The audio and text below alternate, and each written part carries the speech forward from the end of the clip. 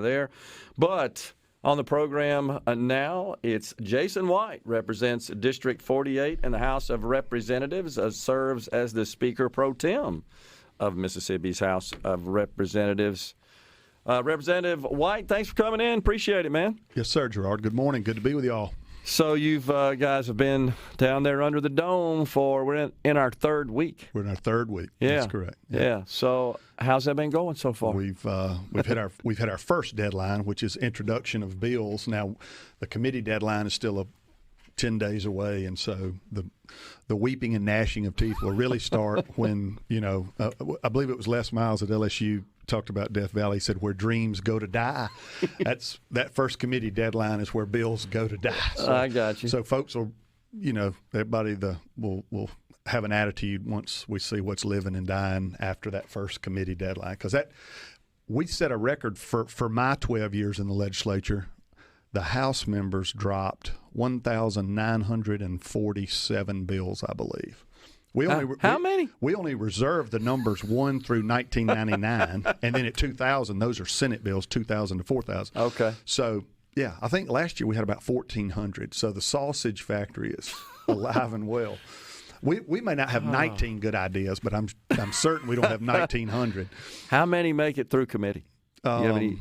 We'll end up with maybe if you don't count appropriation and budget bills, those things, if you're strictly talking about general law, maybe 100. 100. Maybe not that many. So 5%, maybe? Maybe. Do they just need something to do? Let me go draft a bill?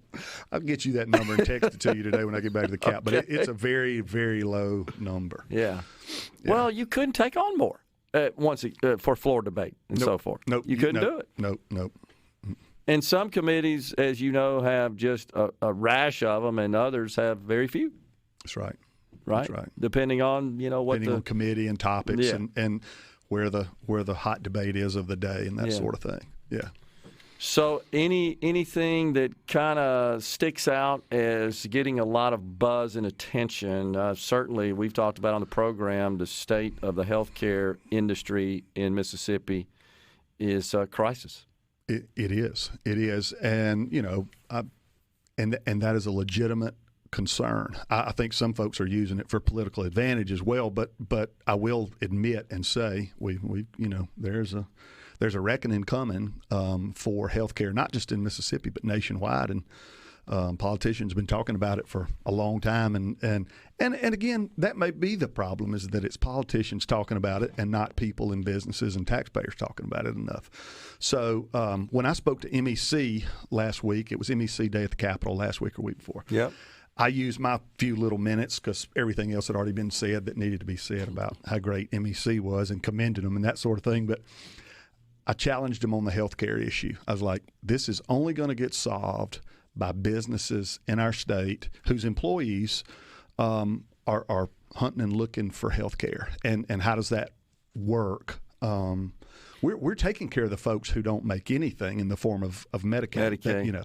The problem is those folks that are falling somewhere between Medicaid and a wage that they can either afford health insurance or it comes with their employment. And so And I'm not holding Medicaid out to be a great insurance, by the way. The health outcomes aren't very good if you look at them. It's better than nothing, but it's not much more. Well, you're right. And I'll say this in defense of proponents of Medicaid. Not that I'm making a statement here in support of it, but while there may be concerns, legitimate concerns about Medicaid, certainly the state's cost of that, just the model, the structure in general, you know as well as I do, there's lots of waste, fraud, and abuse in Medicaid, not just in Mississippi, nationwide, and it takes, honestly, resources, money to go root that out and correct that. That costs money to just address. But it's also, in my view, not fair to healthcare providers, to the hospitals, to just say, you guys got to take care of everybody, and by the way, you're not going to get reimbursed for it. See you.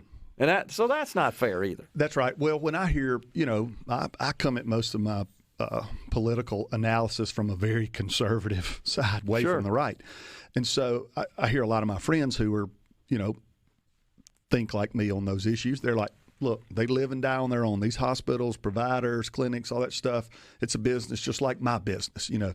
And I'm like, well, there's a caveat there. They have to see that patient shows up at an ER and presents.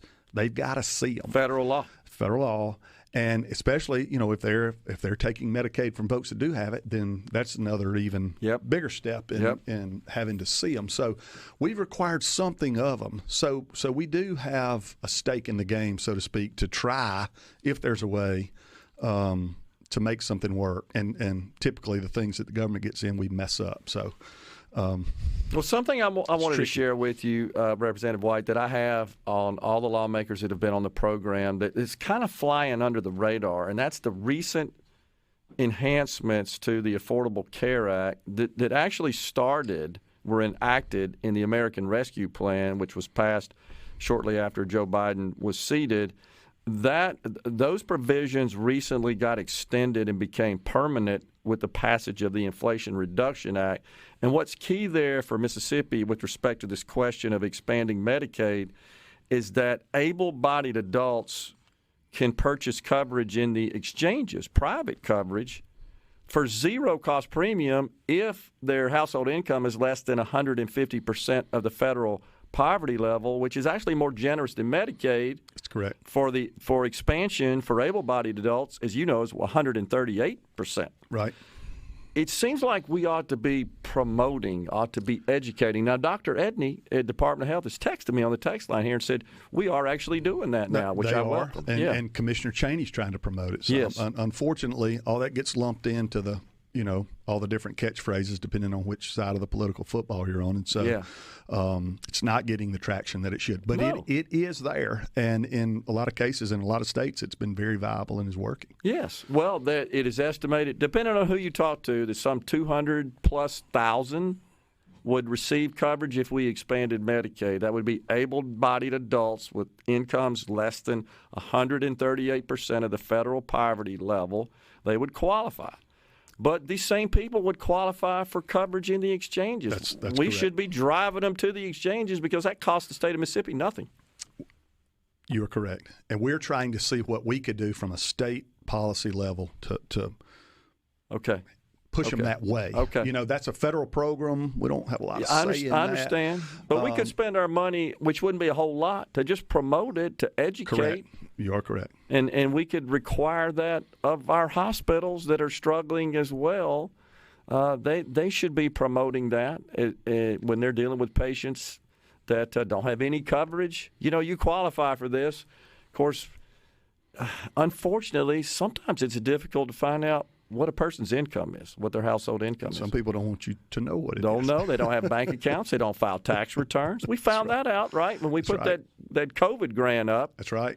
A requirement was you want this money, you need to have percentage. We didn't have people who weren't filing tax returns. That's right.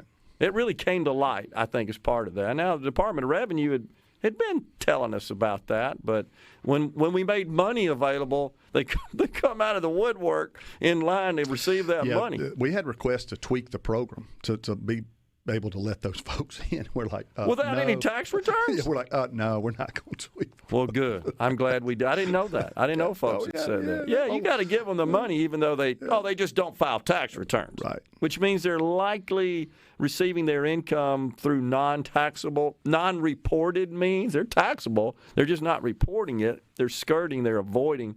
They're evading taxes is what they're doing. Honestly. You're correct. It's a huge cash economy out there. You know that. It is. So we're missing out on that revenue, but they raised their hand for grants from the state without a tax return. We had a lot of them. Well, I think this issue, the one-time Band-Aid being proposed in the Senate, what do you think about that? I called it a Band-Aid, so I already kind of checked it in that regard. I mean, we're looking at those, and we want to consider them all. But I believe the Lieutenant Governor even said himself in his statement, it's a short-term fix. And we're not looking for a short-term fix. We're looking for something that would be hopefully long-term and generational and sustainable by our state. And, again, what are taxpayers willing to do? That's the question. You don't have to go, do you? No. Okay, good. All right, we're going to talk some more. We got Representative Jason White, Speaker Pro Tem of the House, in the Element Wealth Studios.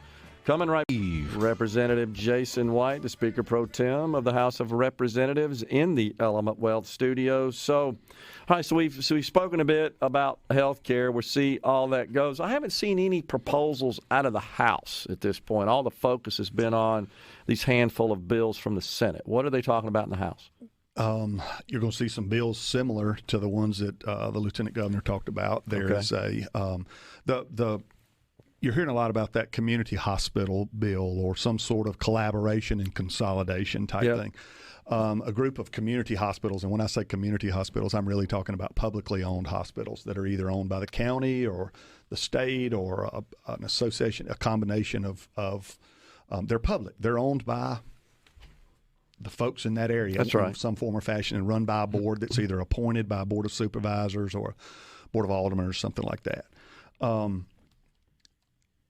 There are some large hospitals that fit that scenario, like Gulfport Memorial, like Forest General, that are on the cutting edge. They're vibrant, growing health systems. Not to say they're not experiencing some of the same problems that other providers are, but they they're financially sound and doing a good job in a lot of areas. So the thought was some of these more progressive ones like that are doing well or doing okay could team up with some of these other community hospitals around them in sort of a satellite fashion and agree, hey, you're going to get your patient stable and then you're going to send them to us. And in exchange, we're going to help prop you up and you know, kind of makes sense. Yeah, Senator, get through that sort of thing. There's some issues with antitrust laws surrounding that have to be dealt with, you know, because you're getting into a scenario where you're controlling a large area or market, and you're the only player in town. So we got to be careful about that. And I try to look at some of that legislation. And the House has a bill and the Senate has a bill as well. And lots of smart lawyers have worked on all of that. You know, but again, the question is, what are the taxpayers, what are the residents of Mississippi going to expect and require with regards to their healthcare system, and what role do they want government to play in that? And that, especially now, you're talking about publicly owned hospitals. Mm-hmm. So you're not even just talking about delivery of care. You're talking about delivery of care by a facility that's owned by taxpayers ultimately. So those are complex arguments and arguments with lots of feelings attached because of, in most areas of Mississippi, the hospital is the largest employer. You know, in my district, it's the largest employer. UMMC here in Jackson, I think, is the largest employer in Hinds County. And that, you know, that plays out throughout the state. So they swing a big political stick when it comes to how your legislator feels about an issue. You know, when the local administrator of the hospital goes to see their rep or senator, they take that meeting and they listen to what he or she has to say. Now, again, what role are we going to play, and what are taxpayers going to be willing to be on the hook for when it comes to supplementing a changing healthcare landscape? I do think there's probably some right sizing that's going to have to take place in the form of, you know, every town may not need a 40-bed hospital like we built in the 40s and 50s. You know, and a lot of that stuff was built with government money. Yeah. It's a tricky deal. It's disruption, and it's disruption from what has been entrenched tradition, honestly, legacy for a very long period of time. And it's just hard there's lots of resistance to that change, but it's being necessitated by financial realities, and I think we have to face up to that. So for the benefit of our listeners, one of the bills proposed in the Senate, sponsored by Senator Blackwell from South Haven, is just a flat $80 million grant that would distribute funds to hospitals based on a formula. I haven't dug into the details. The formula is based on census, types of service bed provided. Count, census, bed count, So, but $80 million is a Band-Aid. Heck, Greenwood LaFleur, their audited financial statements reflect that they lost $21 million last year. They're a fourth of that by themselves just to get to break even. That's right. Well, we got far more than GLH that are experiencing financial difficulties in the state. So I'm not sure that that's a wise program there, just to put up a grant program and here's a little money to kind of tide you over for a short period of time. That doesn't address the fundamental problem. Now, if there's some plan to then build on that while we get you stable for a short period of time, might be able to understand that. Right. I think if it came with a long-term plan and there was a way you could see a little light, at the end of the tunnel, that was different.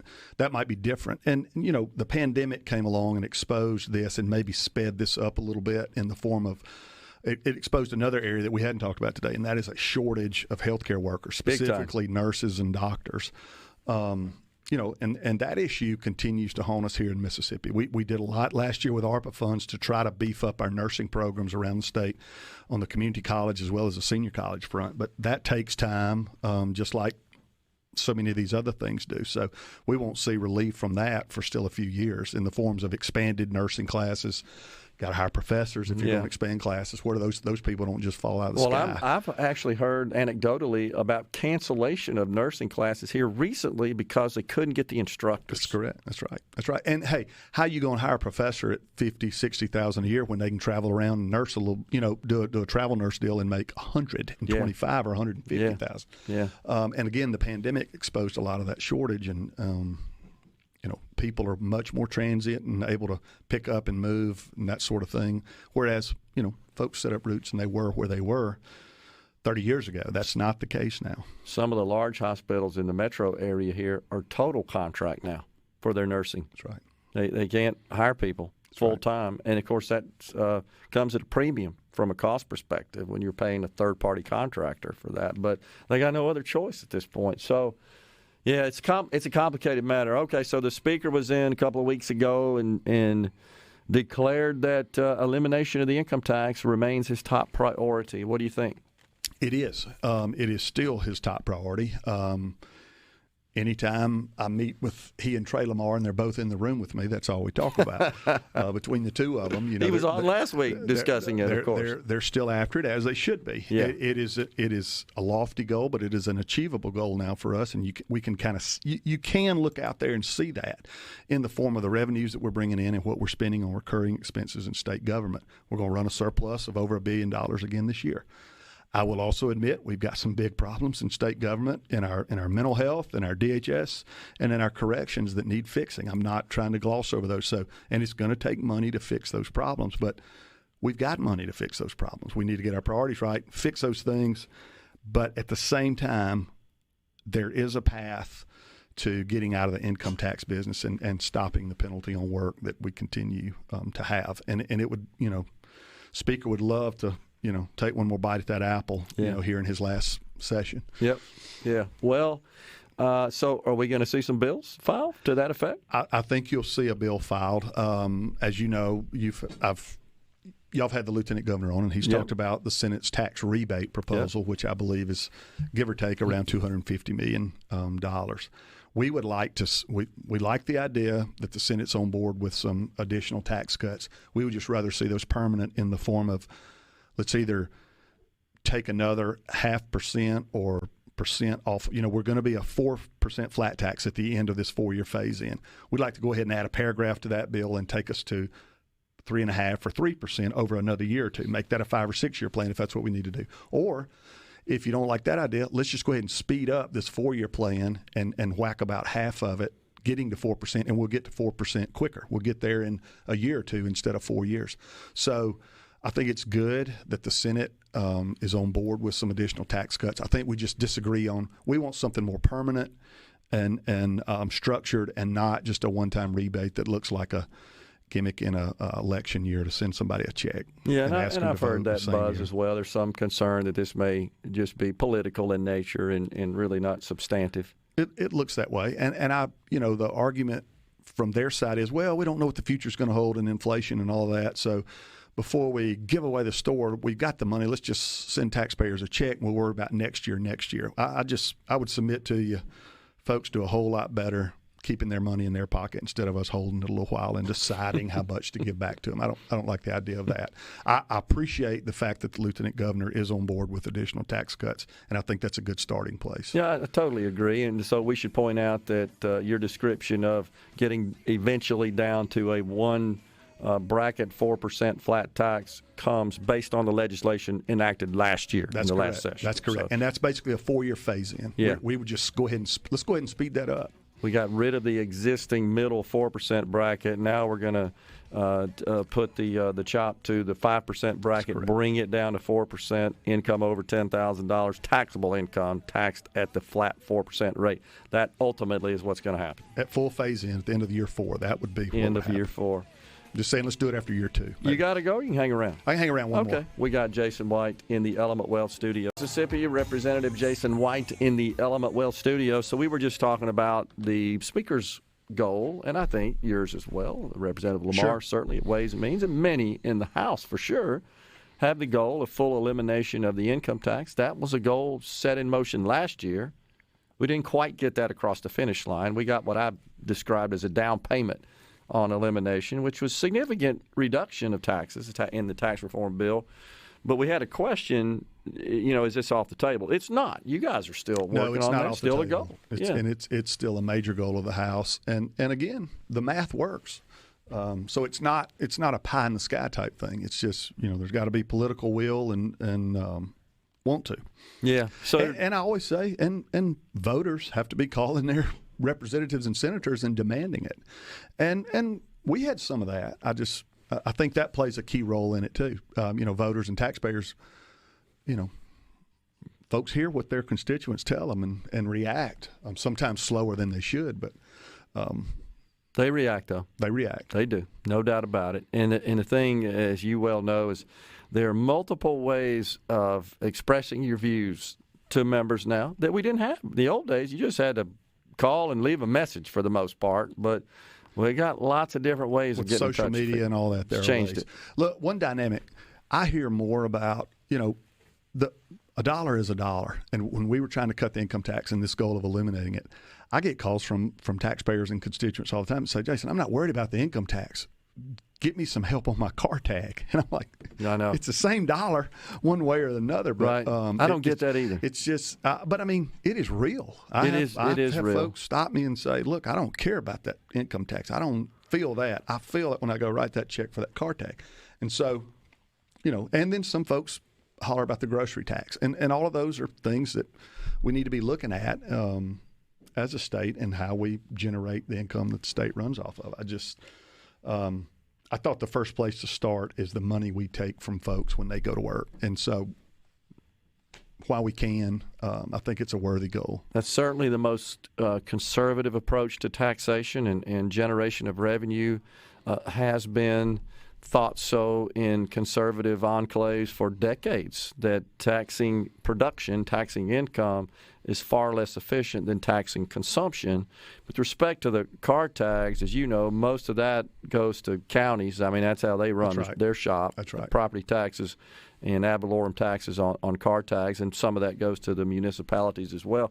And with respect to the grocery taxes, and we have a regular listener, Mose, that asks again and has rather frequently about how about just reducing the grocery tax to protect the municipalities, since a lot of small towns get the majority of their revenue from the sales tax levied on groceries, since those are the main retailers and all of their revenue virtually comes from sales taxes. The problem with that, before I turn it over to you, is that, well, we need that revenue if we're going to eliminate the income tax. So we could certainly cut the grocery tax, but until we do some modeling there, if we're going to do full elimination of the income tax, our primary source of revenue is going to be sales taxes. So that's a possible issue there. It's if you eliminate the income tax, the primary will be sales tax or consumption tax of all different, whether it's use tax, sales tax, all the different things.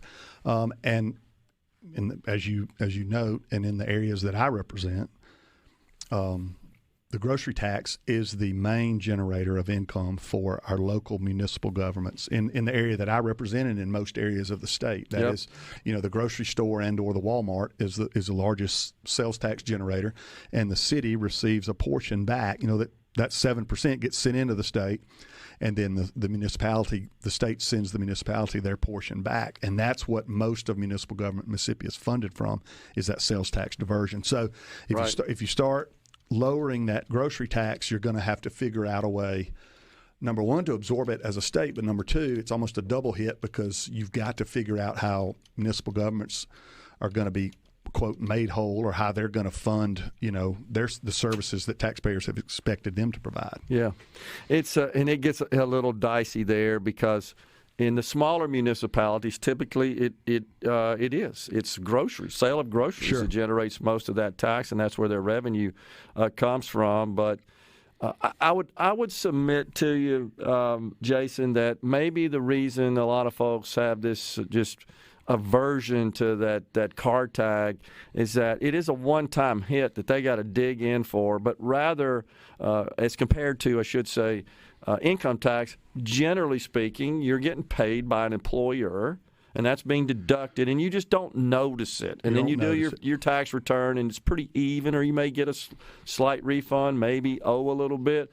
But hitting that hip every year for that car tag, you just notice that. It's an unusual annual event, so to speak. They feel it. They feel it. Whereas that deduction, it's on the check stub, and they don't see it. Maybe that speaks to our humanness and how we've been conditioned. It's human nature, We've no been doubt. conditioned to it, but car tag is an issue. Yeah. All right, so let's talk about the citizen ballot initiative. That was one of the sort of high priority issues that didn't get across the finish line last year. We had measures in both houses, didn't get anything done. It did not, and we have continued. The Senate continues to want a fairly high threshold. Signatures required to place an initiative on the ballot. We both chambers agree on the fact that it won't be constitutional in nature, the initiative. It will be just go into statute, whatever the issue is. So that's good, and both measures that were passed last year in each chamber had that. The issue was the threshold. Is it going to be a percentage of registered voters, a percentage of folks that vote in the last election, a percentage of voters that voted in what election? The last gubernatorial election, the last presidential election. And so, what percentage of Mississippians should be required to place something on the ballot statewide that would go into state law?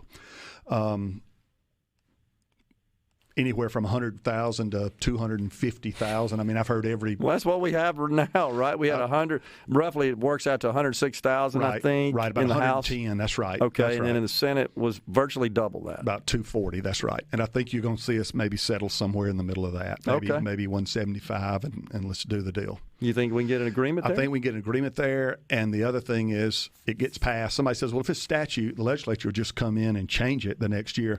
We're going to do a 2 or 3 year hands off so that it couldn't be tweaked, and somebody's will couldn't be trumped that if they got their initiative passed. And that was included in the House bill last year, wasn't it? That's correct. Some provision to that effect. It was. Yeah. It was. And there were some other provisions to protect some measure that would just gut our revenue. There were some protections against that. That's right. We're going to put a measure out there that just eliminates all taxes altogether. Lots of thought and has gone into it, and I hope we're a lot closer. There seems to be a little bit of movement on that issue, and hopefully we can get something done there. Yeah.